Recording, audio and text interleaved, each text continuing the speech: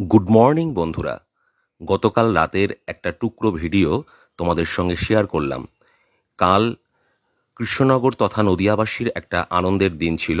প্রথম উত্তরবঙ্গ থেকে new Jalpaiguri road Sealdah Humsafar express কৃষ্ণনগরে ঢুকলো। সঠিক সময় থেকে 7 মিনিট দেরিতে ঢুকেছে। আমাদের খুব আনন্দের বিষয়, আমরা আর শিয়ালদা বা হাওড়া যাব না, এখান থেকেই দার্জিলিং গ্যাংটক যেতে পারবো। ভীষণ আনন্দের এবং উত্তেজনার একটা বিষয়। কিছু সময়ের জন্য স্টেশনে গিয়েছিলাম এই আনন্দ উপভোগ করতে, তোমাদের সেই ভিডিও শেয়ার করলাম। যদিও আমাদের কৃষ্ণনগরের প্ল্যাটফর্ম অনেকটাই ছোট, সেই কারণে ট্রেনটি দুবার দাঁড়িয়েছিল। আশা করি রেলওয়ে কর্তৃপক্ষ এই উপযুক্ত ব্যবস্থা নেবে নিশ্চয়ই, এবং প্ল্যাটফর্মকে বড় করবে খুব শীঘ্রই। আমাদের কৃষ্ণনগরে কাজ চলছে অলরেডি। আমার ভীষণ আনন্দ হয়েছে, তাই তোমাদের সঙ্গে সেই আনন্দ শেয়ার করে নিলাম। তোমরা দেখতে পাচ্ছ ট্রেন প্ল্যাটফর্মে ঢুকলো।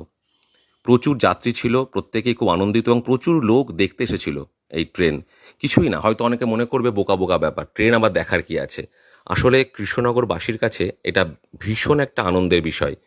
আমরা কৃষ্ণনগরের লোক যারা বা নদিয়ার লোক, তারা প্রত্যেকেই এই দিনটির জন্য বহু বছর ধরে অপেক্ষা করছিলাম।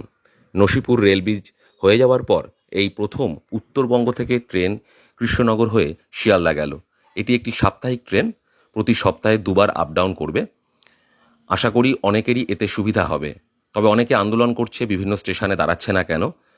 আমার মনে হয় আরও ট্রেন দেবে এই লাইন দিয়ে, সুতরাং এই নিয়ে কোনো আন্দোলন করার প্রয়োজন নেই। সব ট্রেন সব জায়গায় দাঁড়াতে পারবে না, ঠিক আছে? তো তোমরা ভিডিওটা দেখে কেমন লাগলো জানিও। সবাই ভালো থেকো এবং সবাই এই আনন্দ সবার সঙ্গে শেয়ার করে নিও। টাটা।